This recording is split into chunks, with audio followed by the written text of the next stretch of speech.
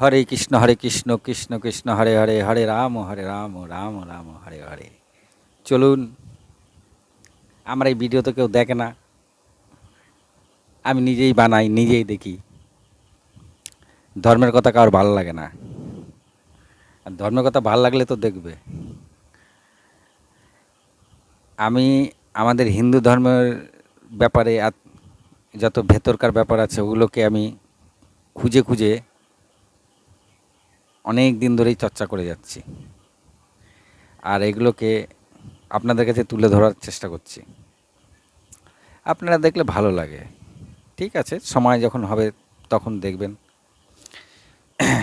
আমাদের কৃষ্ণের যা ইচ্ছা তাই হবে, আমাদের প্রভু যা এই পথে নিয়ে যাবেন সেই পথেই চলতে হবে। আপনার ইচ্ছায় কিছু হবে না, আমার ইচ্ছায় কিছু হবে না, ভাগ্যে যা লেখা আছে তাই হবে। ভাগ্য হচ্ছে ভবিষ্যৎ, আর স্মৃতি হচ্ছে অতীত। আপনি যা মাথার মধ্যে স্মৃতি হাতড়াবেন, স্মৃতি হাতড়ানো কখনো ভবিষ্যতের স্মৃতি হাতড়ানো যায় না। স্মৃতি হাতড়াতে গেলে অতীতে যেতে হয়। আর ভাগ্য কখনো অতীতে থাকে না, ভাগ্য থাকে ভবিষ্যতে। তাই ভাগ্য কখনো অতীতে খুঁজে লাভ নেই, ভাগ্য তৈরি করতে হয়, এবং ভাগ্য ভবিষ্যতে সেটা ফলপ্রসূ হয়।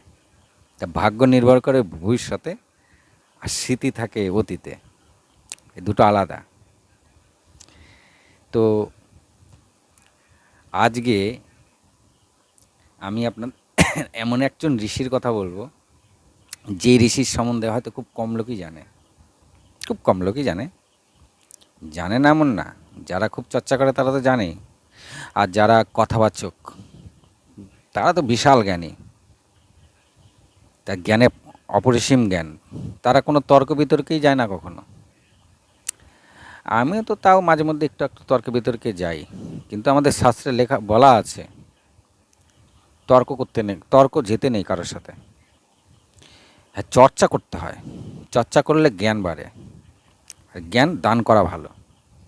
আমি যদি বসে বসে এখন 10টা লোককে জ্ঞান দিই, এটাকে দান বলে। এটা ঠিক আছে, যে আমি এখন এটা ভিডিওটা করছি, এটা একরকম দান, এটা ঠিক আছে, কিন্তু তর্কে যাওয়া ঠিক না। কারণ কথায় কথা ভরে, ভোজনে পেট ভরে। তা হরে কৃষ্ণ, আমি আপনাদের সেই ঋষির কাছে নিয়ে যাই, যেই ঋষির পুত্রকামেষ্টি যজ্ঞের ফলে শ্রীরামচন্দ্রের জন্ম হয়েছিল।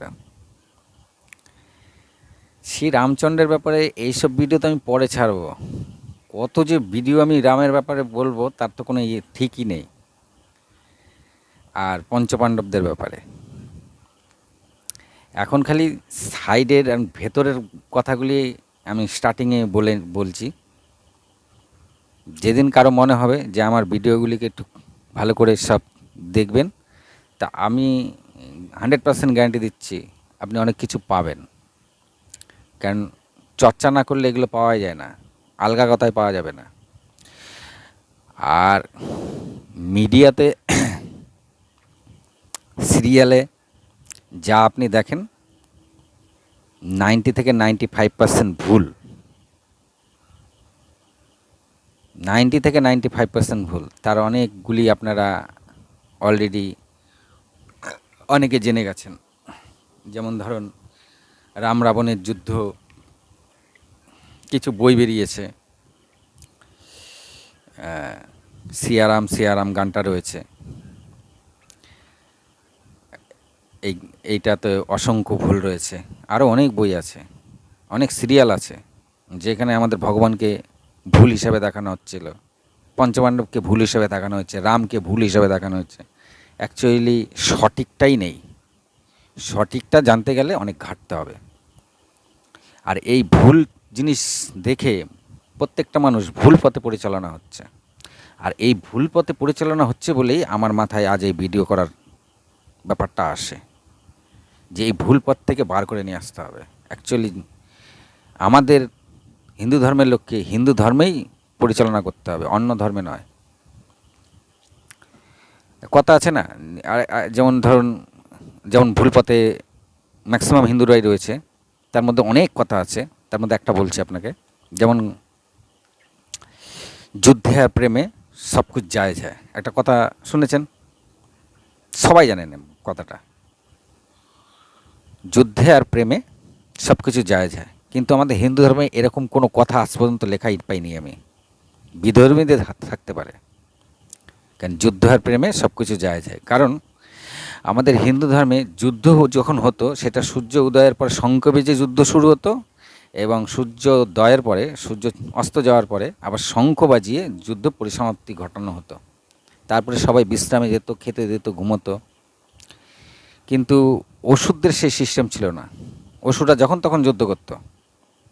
তাহলে আপনি বুঝতেই পাচ্ছেন যে কথাটা কাদের, বিধর্মীদের।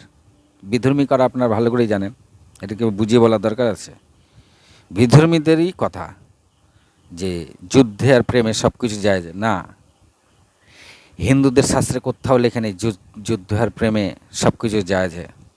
তো যদি তাই হতো, তাহলে কর্ণকে যখন তক্ষক বলল যে আপনি আমাকে আপনার ধনুকের আগায় জায়গা দিন, আমি অর্জুনকে এক ছোবলেই মেরে দেবো, কর্ণ রাজি হয়নি।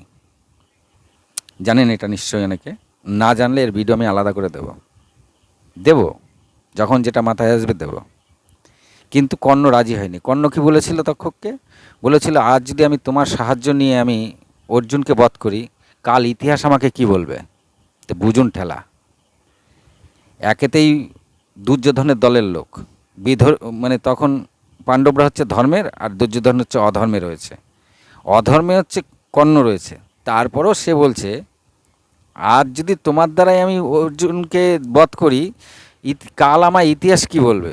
তবুও সে তক্ষকের নেয়নি। তা তক্ষক তো চালাকি করে ওর তীরের আগায় পরে ঢুকে গেছিল, কিন্তু যখন কর্ণকে বলেছিল, কর্ণ তখন রাজি হয়নি। তা আমাদের ধর্মে এগুলোই যদি না জানেন, আমাদের ধর্মে কখনোই কোথাও নেই যে যুদ্ধ আর প্রেমে সব কিছু যায়। যুদ্ধ আর প্রেমে আমাদের কোথাও লেখা নেই। এগুলো বিধর্মীদের রয়েছে। তারা প্রেমে যুদ্ধে সমস্ত কিছুই বুদ্ধি খাটায়, রাতের বেলা যুদ্ধ করে। হিন্দু ধর্মে কোনো রাতের বেলা যুদ্ধের সিস্টেম নেই। রাতের বেলা যুদ্ধের সিস্টেম সব বিধর্মীদের, তমগুণ যারা।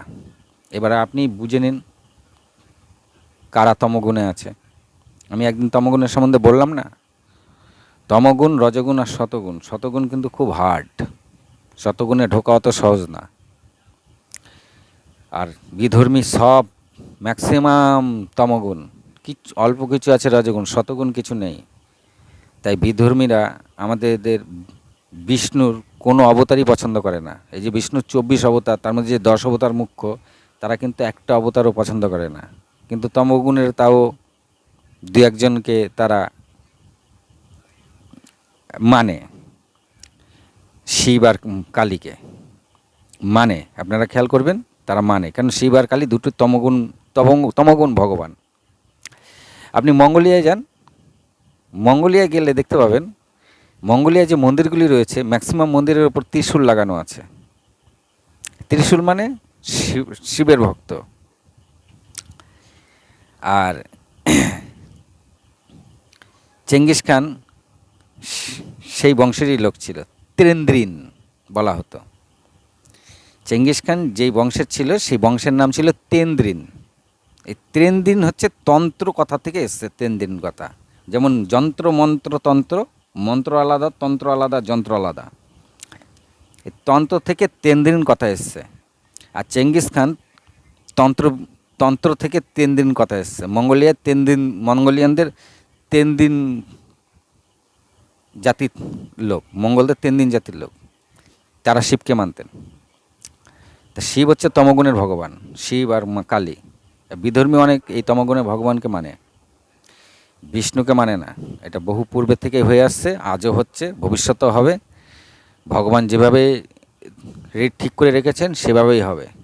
আপনি কর্মের দ্বারা একটু একটু চেঞ্জ করতে পারেন, কিন্তু পুরোটা চেঞ্জ করতে পারবেন না। আর যারা ত্রিকালদর্শী, তারাও কখনো পুরোপুরি ভাঙিয়ে বলে না যে কি হতে চলেছে। সেটা হলে তো ভারসাম্য নষ্ট হয়ে যাবে।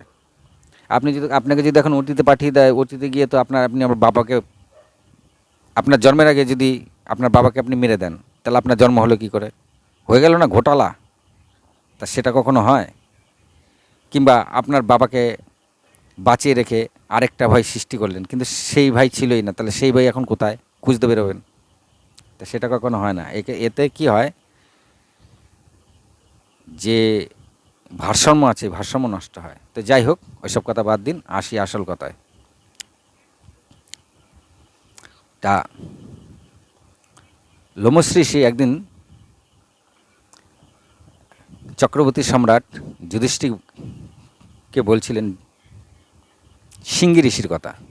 আজ আমি আপনাদের কাছে সেই সিঙ্গি ঋষির কথাই বলবো।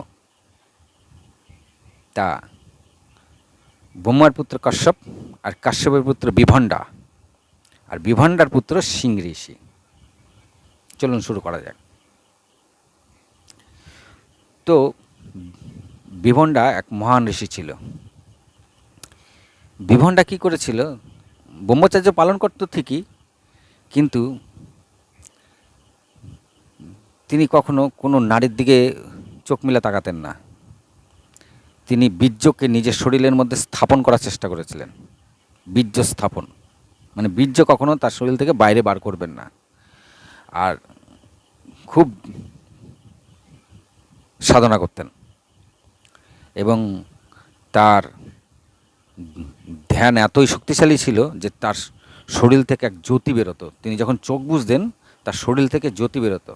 আর সেই জ্যোতির তেজ এতটাই ছিল যে অন্য যে ঋষিরা ছিল, সেই ঋষিরা সেই জ্যোতির তেজ সহ্য করতে পারতো না। তাই অন্যান্য ঋষিদের হিংসে হলো যে এই বিভণ্ডা ঋষিকে আমাদের এখানে রাখা যাবে না, একে কোনো না কোনোভাবে আমাদের মতন করতে হবে। প্রচণ্ড আগে চলে গেছে। তা তারা গিয়ে ইন্দ্রকে বলে। তা ইন্দ্রও ভয় পায়, আরে আমার ইন্দ্রাসন যদি এখন বিভণ্ডা ঋষি নিয়ে নেয়, তাহলে আমার ইন্দ্রাসন তো চলে যাবে। ওর তো ইন্দ্র সবসময় ইন্দ্রাসন নিয়ে ভয় থাকে, কখনো ওর ইন্দ্রাসনকে নিয়ে নেবে। তা ইন্দ্র কী করেছে, বিভণ্ডা কিন্তু এক কুণ্ডের মধ্যে ধ্যান করত, কুণ্ড। তা ইন্দ্র তার সুন্দরী অপ্সরা উর্বশীকে পাঠায়, উর্বশীকে শিখিয়ে পাঠায় যে বিভণ্ডার ধ্যান যেমন করে হোক ভাঙাও, এটা হচ্ছে তোমার কাজ। তা উর্বশী তখন বলে যে আমার কামদেবকেও লাগবে, নাহলে ঋষিরা অনেক সময় অভিশাপ দিয়ে দেয় ঠিকঠাক করে না করতে পারলে। তা কামদেবও আসে সঙ্গে। কামদেব এসে সেখানকার বাতাবরণ সব একেবারে কামুক করে তোলে। আর তখন উর্বশী বিভণ্ডা ঋষির আশেপাশেই নিত্য সঙ্গীত গাইতে থাকে। আর তার সঙ্গীতের মধুর গুনগুন শব্দ শুনে হঠাৎ বিভণ্ডা ঋষির চোখ মেলে। চোখ মিলে সামনে এরকম অপরূপ সুন্দর মহিলা দেখে, আর উর্বশীর এমন অঙ্গভঙ্গি, সে অঙ্গভঙ্গিতেই বিভণ্ডা ঋষি কামুক হয়ে পড়ে। এমন অঙ্গভঙ্গি করেছে, সেই অঙ্গভঙ্গিতে বিভণ্ডা ঋষির বীর্যপাত হয়ে যায়। বীর্যপাত হয়ে যাওয়াতে তার যে সাধনা, সে সাধনাটা নষ্ট হয়ে যায়। আর উর্বশী ওই বীর্যপাত হওয়াতে উর্বশী ভয়ের চোটে আর বিভণ্ডার আশেপাশে না থেকে সে সোজা পালিয়ে যায় স্বর্গে। এখন বিভণ্ডা ওখানে বসে থেকে চিন্তা করলো যে এই মহিলাটা গেল কোথায়। আর ওকে দেখে ও দেখলো যে ওর বীর্যপাত হয়ে গেছে, আর তারপরে ওই মহিলাটাও চলে গেছে। বিভণ্ডার যে ছিল, তপ বল ছিল, সে বলও নষ্ট হয়ে গেছে। এতে খুব রেগে যায় বিভণ্ডা ঋষি। রেগে সে আগুনের মতন জ্বলতে থাকে। আর সেই সময় ওই কুণ্ডের মধ্যে এক হরিণ জল খেতে আসে। জল খেতে এসে সেই হরিণ সেই জলের সাথে সেই বিভণ্ডার বীর্যটাকেও খেয়ে নেয়। তো খেয়ে নেওয়ার ফলে সেই হরিণ গর্ভধারণ করে। হরিণ গর্ভধারণ করার পরে হরিণ কিন্তু সেই বিভণ্ডা ঋষির আশেপাশেই থাকতো, এবং যেই গর্ভপাত হয় তখন সেই হরিণটি মারা যায়। আর গর্ভপাত হওয়ার পরে যে বাচ্চার জন্ম নেয়, সেই বাচ্চার মাথায় একটা শিং ছিল। একটা শিং নিয়ে জন্ম নিয়েছিল। তখন বিবর্ণ ঋষি বুঝতে পারলেন এটা হচ্ছে সেই হরিণটাই, যে হরিণটা তার বীর্য পান করে নিয়েছিল। তবে আপনার মনে হতে পারে যে হরিণের পেটে কখনো বাচ্চা হয়? হ্যাঁ, অ্যাকচুয়ালি হরিণের পেটে মানুষের বাচ্চা হয় না, কিন্তু সে হরিণ সাধারণ হরিণ ছিল না। সে হরিণ ছিল পূর্বজন্মে এক দেবকন্যা। তা সেও এক ঋষির অভিশাপে এই জন্মে হরিণ নিয়ে জন্ম নিয়েছিল। আর যখন সে গর্ভপাত করে তখন সেই হরিণ মুক্তি লাভ করে সেই যে দেবকন্যা ছিল সেই রূপ সে যখন পায়, ফিরে পায়, তখন বিবর্ণকে বলে এটাই আপনার বাচ্চা, আর আমি অভিশাপের ফলে হরিণ হয়েছিলাম, তো আমার আর সময় নেই, আমাকে এখনই চলে যেতে হবে বলে সে দেবকন্যা চলে যায়। আর বিভণ্ডা ঋষি নারীদের প্রতি এত রেগে যায় ওই উর্বশীর ওই কাণ্ডের পরে, তখন চিন্তা করে আর এখানে থাকবোই না, এমন এক জায়গায় থাকবো যেখানে কারো কোনো নারী কেন কেউই কারোর সঙ্গে যেন দেখা না হয়। তো তার বাচ্চাকে নিয়ে সে একটা ঘনঘোর জঙ্গলের ভেতর ঢুকে পড়ে, সেখানে আশ্রম তৈরি করে সেখানেই সে তার বাচ্চাকে বড় করতে থাকে। এই হচ্ছে সিংহ ঋষি। সিংহ ঋষি বড় হয়ে গেছে কিন্তু কখনো কোনো নারীরই মুখ দেখেনি, খালি সে তার বাবাকেই দেখেছে, বিভণ্ডাকে, অন্য কোনো লোকও দেখেনি, সভ্যতা সমাজ কিছুই দেখেনি। সিংহ ঋষি ওইখানেই বাবা যেভাবে শিখিয়ে দিয়েছিল সেভাবে ধ্যান তপ জপ সব করত। এবং একটা জিনিস বলে রাখি, সেই সময় সিংহ ঋষির মতন মলিন, সুন্দর, নির্মল এক হৃদয় আলা কোনো ঋষি ছিলই না পুরো পৃথিবীতে। একমাত্র সিংহ ঋষি ছিল জপে তপে শ্রেষ্ঠ, প্লাস তার মনের মধ্যে কোনো দিন কোনো পাপ বাসাই বাঁধেনি, সে পাপ কী জিনিস জানতই না আর কি। বিভণ্ডা এমনই তৈরি করেছিল তার ছেলেকে।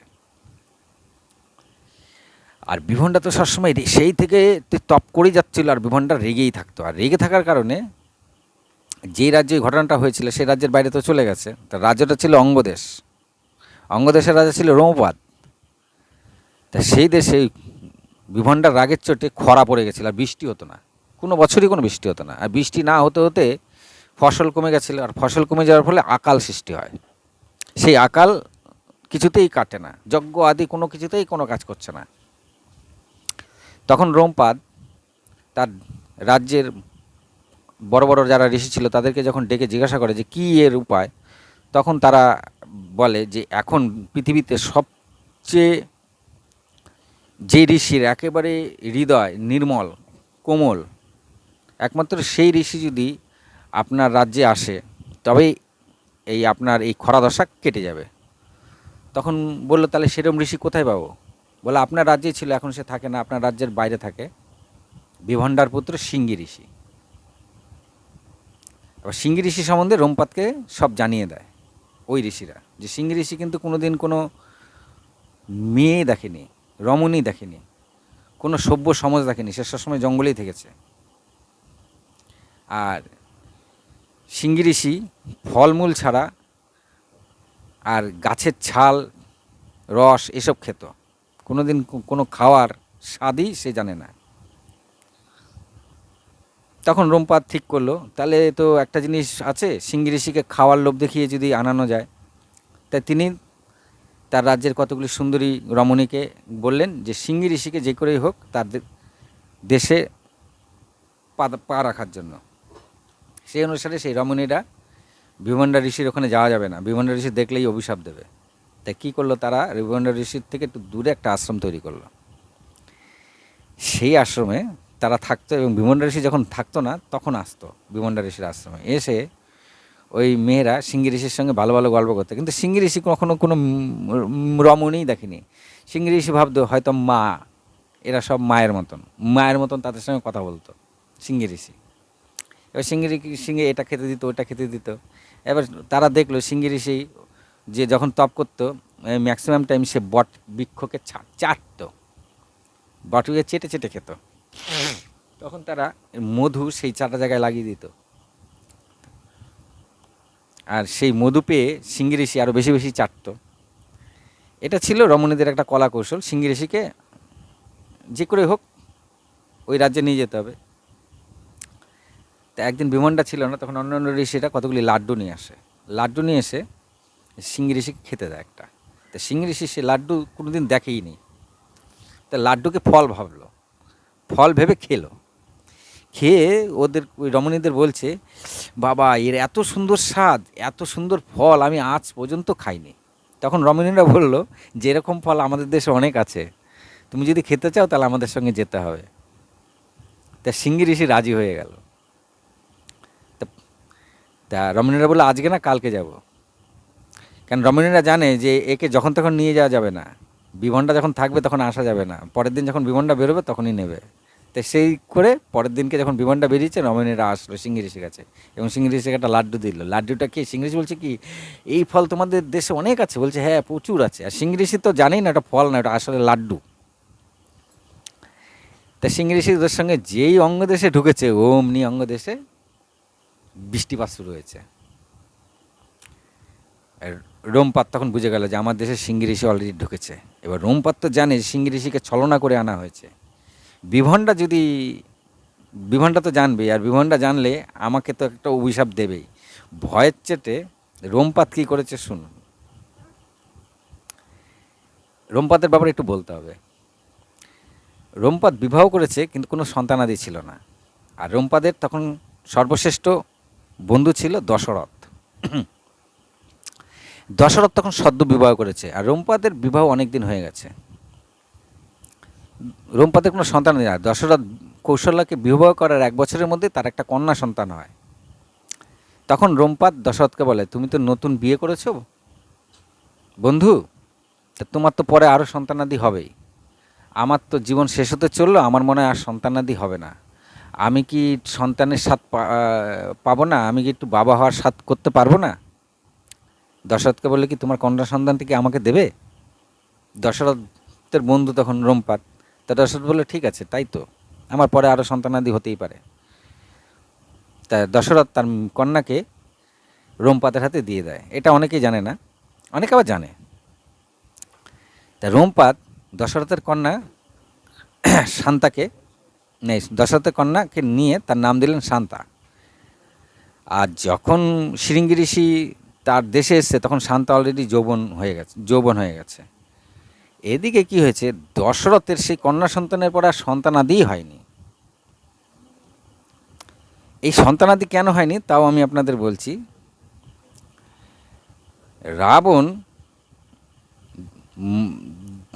মন্ত্র বলে তার গুরুদেবের কাছে, শুক্লাচার্যের কাছে জানতে পেরেছেন যে তার মৃত্যু দশরথের জ্যেষ্ঠ পুত্রর হাতে তার মৃত্যু হবে। তাই তার যাতে মৃত্যু না হয় তাই তিনি রাবণের দিকে যজ্ঞ করেছিল যে দশরথের যেন কোনোদিন সন্তানাদি না হয়। তাই দশরথের আর কন্যা সন্তানের পর আর কোনো সন্তান হচ্ছিল না। এগুলো আবার দশরথ জানে না, এর জন্য দশরথের কোনো সন্তান হচ্ছে না। এদিকে শান্তা বড় হয়ে গেছে। আর রোমপাদ দেখছে যে বিভনটা যদি জানতে পারে তাহলে তো আমাকে অভিশাপ দেবে, ছাড়বে না। রোমপাদ কী করেছে, ফটাফট চালাকি করে শৃঙ্গী ঋষিকে নিজের রাজসভায় নিয়ে এসে খুব ভালো আদর আপ্যায়ন করে লাড্ডু ফাড্ডু খেতে দিয়ে নিজের মেয়ে শান্তাকে একদম পুরো কন্যার বিবাহ দেওয়ার জন্য পুরো সাজিয়ে গুজিয়ে শৃঙ্গী ঋষির সামনে নিয়ে এসে বলছে কি তুমি কি একে বিবাহ করবে, আমার মেয়ে। এখন শৃঙ্গী ঋষি অন্যান্য রমণীদের দেখেছে, তাদের প্রতি তার কোনো প্রেম ভাব জাগেনি, কিন্তু শান্তাকে দেখে শৃঙ্গী ঋষির মনে প্রেম ভাব জেগেছে। তা শৃঙ্গী বলছে হ্যাঁ, ও তো একেবারে নির্মল হৃদয়, কোনোদিন কোনো নারী দেখেই নি। তা শান্তার একটা হাত নিজের হাতে নিয়ে বলছে হ্যাঁ আমি একে বিবাহ করব। এতটাই সে ভোলা ভালা ছিল শৃঙ্গী ঋষি, একদম ভোলা ভালা। তা শৃঙ্গী ঋষি যখন বিয়ে দিয়ে দিয়েছে তা রোমপাদ ভাবলো যাক বাঁচা গেল, এখন বিভনটা আসলেও মনে হয় অভিশাপ নাও দিতে পারে। এইদিকে বিভনটা আশ্রমে এসে দেখছে যে শৃঙ্গী নেই, আর ওদিকে অঙ্গদেশে বৃষ্টিপাত হচ্ছে। তখন তিনি বুঝে গেলেন যে শৃঙ্গী অঙ্গদেশে গেছে। এই তো বিভনটা রাগে গজগজ করছে যে আজকে তো রোমপাদকে ছাড়বই না, অভিশাপ দেবেই আর কি। এবার রোমপাদ সোজা বিভনটা সোজা রোমপাদের রাজ্যে প্রবেশ করছে। তো এদিকে রোমপাদের কাছে খবর চলে গেছে যে বিভনটা আসছে। তা বিভনটা কী করেছে, এই রোমপাত কী করেছে, শৃঙ্গীকে আর শান্তাকে সুন্দর করে বিবাহে দিয়ে সাজিয়ে গুছিয়ে এক জায়গায় বসিয়ে রেখেছে। আর আর বিভনটা এসে যেই রোমপাতকে অভিশাপ দেবে, তা দেখছে যে তার ছেলের বিয়ে হয়ে গেছে, আর সঙ্গে বউও রয়েছে। খুব সুন্দর ছিল শান্তা। আর শান্তাকে দেখে বিভনডার একদম সব রাগ একেবারে পুরো ভুলে গেছে, যে কাকে অভিশাপ দেবে, কি অভিশাপ দেবে সব ভুলে গেছে। শান্তা এতই সুন্দর ছিল দেখতে। আর ছেলে বিয়ে করেছে, তার মানে হচ্ছে শান্তা তার পুত্রবধূ। আর তাহলে রোমপাত তার সুমন্দি, আর রোমপাতকে তাহলে এখন কী করে অভিশাপ দেবে? এটা রোমপাত চালাকি করেছিল, না হলে তো অভিশাপ দিত। তো যাই হোক, সিংহী ঋষির সঙ্গে শান্তার বিবাহ হয়ে যায়। তা সিংহী ঋষি কিন্তু তখনও অত কিছু মাথায় ওর আসে না। তো সিংহী ঋষি তখন বিভান্ডা ঋষি তাকে অভিশাপ দেওয়ার বদলে আশীর্বাদ করেন পুত্রবধূকে। আশীর্বাদকে রোমপাতকে বলে তার মেয়েকে নিয়ে সে আশ্রমে চলে আসে, এবং সেখানে এসে আবার তারা আগের মতন শান্তা তার স্বামীর সেবায় লেগে যায়, এবং বিভান্ডা কুণ্ডে নিজের তপ করে। আরও ওই কথা এখানেই কিন্তু শেষ হলো না। শান্তার সঙ্গে তার বিবাহ হয়ে গেল, কিন্তু এদিকে দশরথের তো কোনো সন্তানাদি ছিল না। তা দশরথ অনেক চেষ্টা চরিত্র করছে, যজ্ঞাদি করছে, কিছুতেই তার সন্তান আর হয় না। তখন দশরথের অলরেডি আরও বিবাহ করেছে দশরথ, কিন্তু কোনো সন্তানাদি হয়নি। তখন বৈশিষ্ট্যমুনি দশরথকে বলল যে একজন আছে যার দ্বারা তোমার সন্তানাদি হতে পারে, পুত্র কামেষ্টি যজ্ঞ করতে হবে, তবে তোমার সন্তান হবে। তখন দশরথ বলল কি করে? বলল যে সিংহী ঋষি আছে, যার হৃদয় একদম নির্মল আর কোমল। এই নির্মল হৃদয় যার আছে, সেই একমাত্র এই পুত্র কামেষ্টি যজ্ঞ করতে পারে। তাছাড়া যার মনে একটুও পাপের সঞ্চার হচ্ছে, সে পারবে না এই যজ্ঞ করতে। তখন বলল ঠিক আছে। বৈশিষ্ট্যমুনি যখন বললো, তখন দশরথ বলল তাহলে আমি কী করে সিংহী ঋষির কাছে গিয়ে সিংহী ঋষির কে ভালো করে বুঝিয়ে টুজিয়ে আনতে হবে তোমার রাজ্যে, এনে তাকে দিয়ে পুত্র কামেষ্টি জগৎ। একদিকে সিংহী ঋষি দশরথের জামাই ছিল, যেহেতু শান্তা অ্যাকচুয়ালি তারই সন্তান ছিল, ওর রোমপাতকে দিয়েছিল। তার খালি পায়ে সিংহী ঋষির খুব আশ্রমে গিয়ে সিংহী খুব সেবা যত্ন শুরু করে। সিংহী ঋষির সেবা যত্ন করাতে সিংহী ঋষি তখন দশরথকে বলে যে রাজন, বলুন আপনার কেন এসেছেন, আর কেনই বা আমার এত সেবা করছেন? তখন দশরথ বলে যে আমার কোনো সন্তানাদি নেই, আমার সন্তানাদি করার জন্য একটা পুত্র কামেষ্টি যজ্ঞ করতে হবে, আর এই পুত্র কামেষ্টি যজ্ঞ একমাত্র তুমিই করতে পারো। তুমি কি করবে? সিংহী ঋষি বলল কেন করব না, আমি নিশ্চয়ই আপনার পুত্র কামেষ্টি যজ্ঞ করব। তখন সিংহী ঋষি, শান্তাও সঙ্গে আসে। শান্তা অ্যাকচুয়ালি দশরথেরই মেয়ে ছিল, রোমপাতকে দিয়েছিল। তা সিংহী ঋষি দশরথের রাজ্যে এসে পুত্র কামেষ্টি যজ্ঞ শুরু করে। এই যজ্ঞ অনেক দিন ধরে চলে। এই যজ্ঞ করার পরেই দশরথের 4 সন্তান লাভ হয়।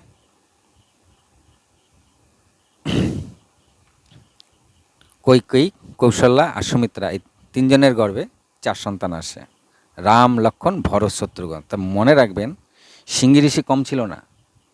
আর সিংহী ঋষি পুত্র কামেষ্টি যজ্ঞের ফলেই এই আমাদের প্রভু অবতার গ্রহণ করেছিলেন।